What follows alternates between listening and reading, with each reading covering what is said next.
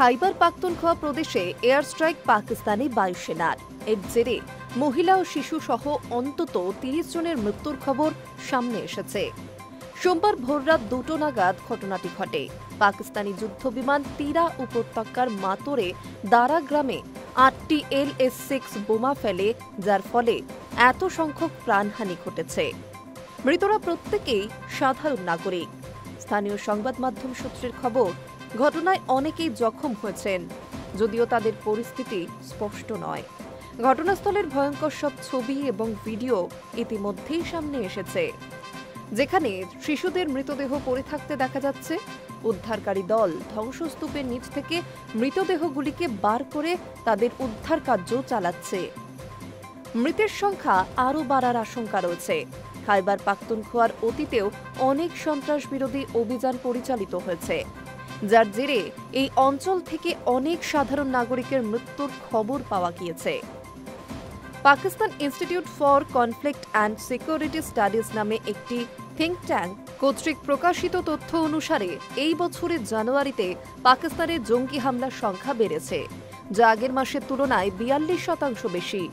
তথ্য থেকে জানা গিয়েছে, দেশজুড়ে কমপক্ষে ৭৪টি জঙ্গি হামলা হয়েছে, যার ফলে ৯০ জনেরও বেশি মানুষ নিহত হয়েছেন।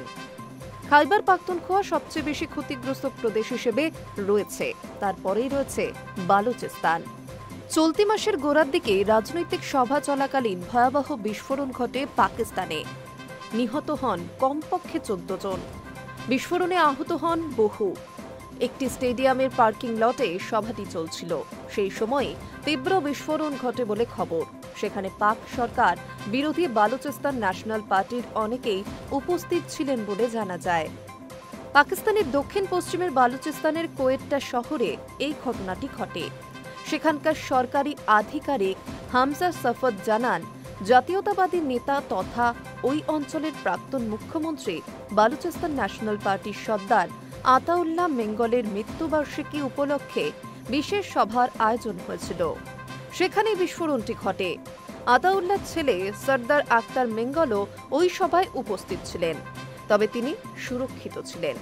হামজা সাফাত বলেন, আমরা যা খবর পেয়েছি সেই অনুযায়ী সভাস্থল থেকে যখন বেরোচ্ছিলেন সকলেই, সেই সময় বোমা বিস্ফোরণ ঘটে ওই পার্কিং লটে।